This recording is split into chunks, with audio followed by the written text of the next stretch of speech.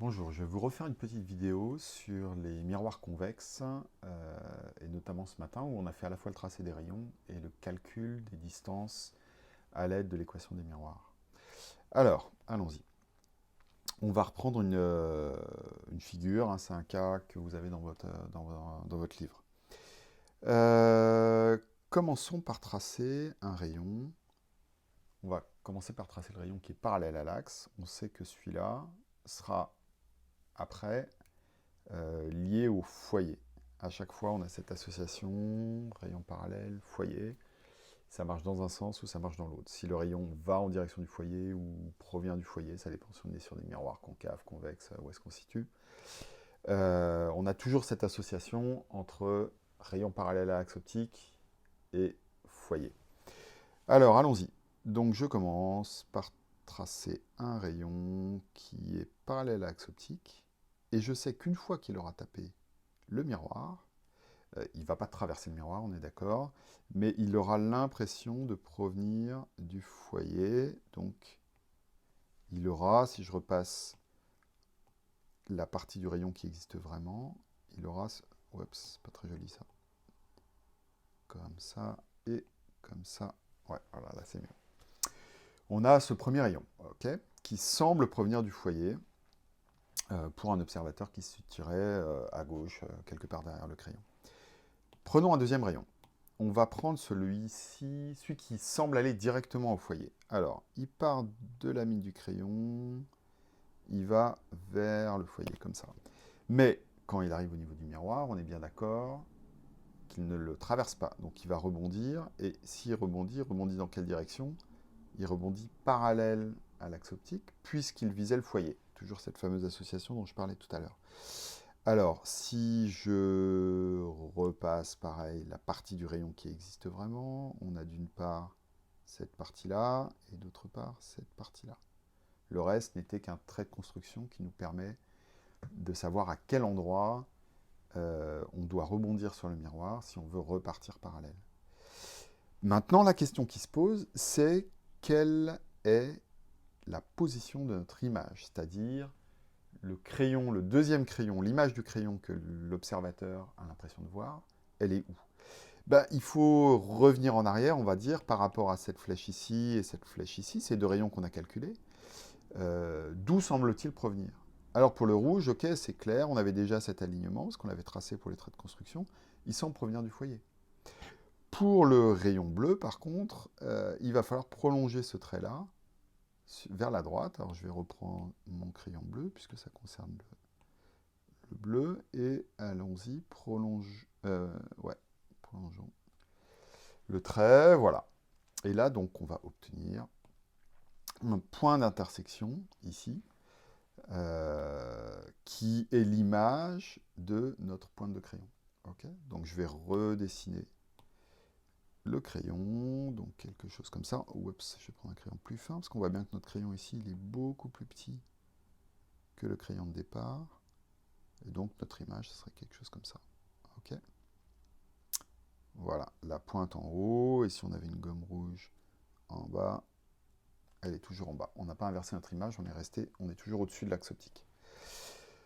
Voilà, donc là on voit d'une part qu'on a eu un rétrécissement de notre objet, et d'autre part qu'il est toujours dans le même sens.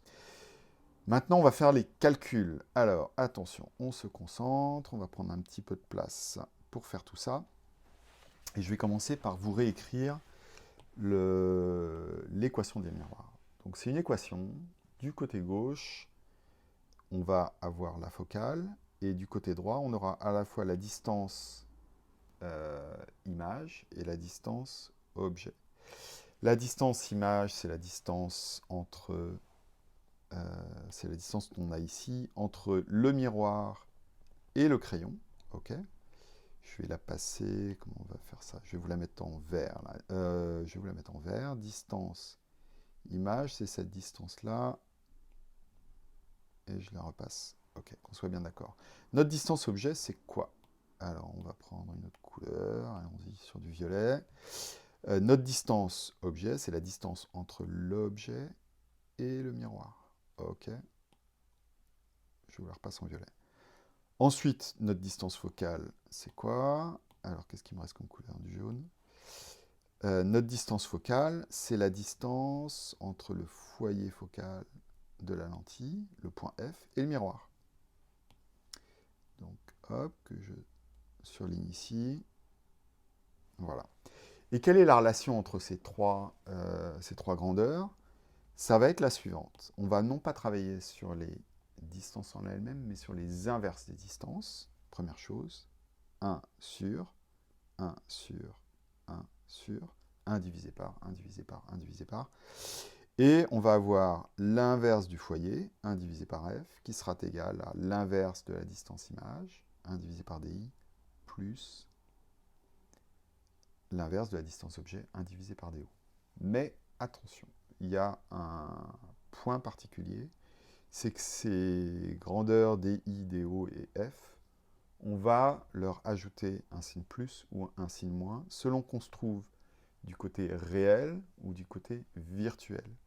Donc là, qu'est-ce qu'on a du côté, réel, c'est-à-dire du côté du crayon? Ben, on a notre crayon, hein, notre objet ici. Donc lui, ça sera positif. Qu'est-ce qu'on va avoir de l'autre côté? On va avoir à la fois la distance verte qui était la distance image. Notre image, elle est virtuelle. Donc quand on va rentrer ce chiffre dans notre équation, il faudra lui mettre un signe moins. Et la distance focale, on voit qu'ici, notre distance focale, elle est de l'autre côté du miroir, on est du côté virtuel. Donc c'est pareil, notre distance focale de 5 cm, telle qu'elle est marquée sur la feuille, il faut mettre moins 5. OK? Donc un signe moins ici aussi. Donc allons-y. Allons-y, ça donne quoi? On a... alors déjà, on peut remplacer comme ça, mais on ne connaît pas tout. On connaît la distance focale, on connaît la distance objet. Ce qu'on va chercher à calculer, c'est la distance image. Mais dans une première étape, on va calculer l'inverse de la distance image.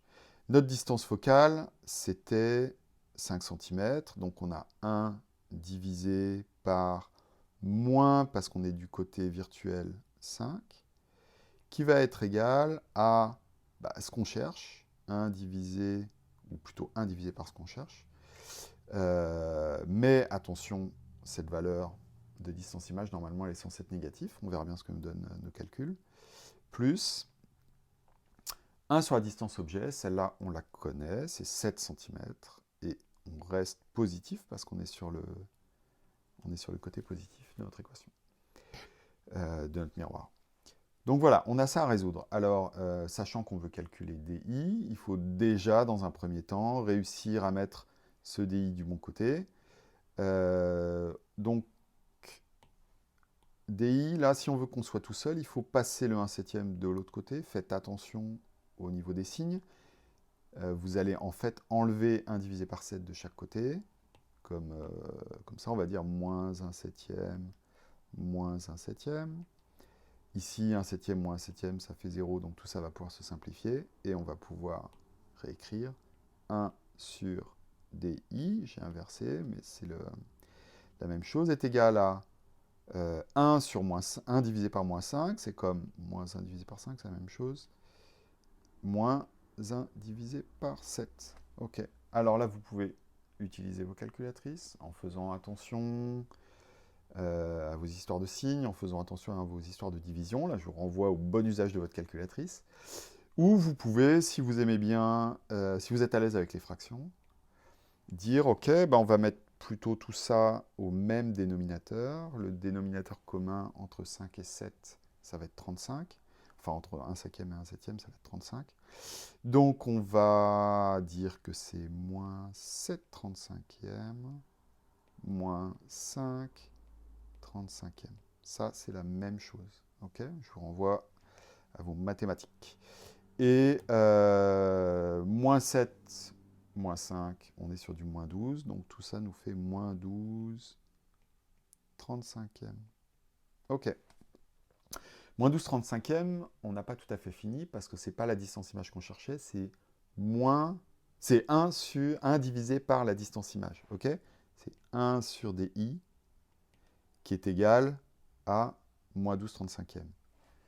Donc, si on veut non pas 1 sur DI, 1 divisé par DI, mais DI tout court, il faut qu'on retourne, qu'on prenne l'inverse de notre résultat. Donc on va retourner notre fraction et on va avoir DI qui va être égal à... Le signe moins, il n'a pas bougé, il est toujours là. Mais par contre, notre 12/35e est devenu 35/12e. Ok, 35/12e. Vous pouvez prendre votre calculatrice, mais on voit bien que 36, c'est 3 fois 12, donc on est à peu près à 3. Ok, 3 cm. Ah bah bravo, je vous dis de faire attention au signe. Et qu'est-ce que je fais à la fin? J'ai oublié le signe. Moins 35/12e, on est sur à peu près moins 3 et pas plus 3. Et pourquoi un signe moins? Parce qu'effectivement, on se situe du côté droit de cette image, hein, côté virtuel, du même côté que le point F. Voilà, j'espère que c'est un petit peu plus clair pour vous. On en reparle demain. Je vais essayer de vous en faire une autre sur les lois de Snell-Descartes, la réfraction, ce qu'on a vu aussi ce matin. Allez, bon courage!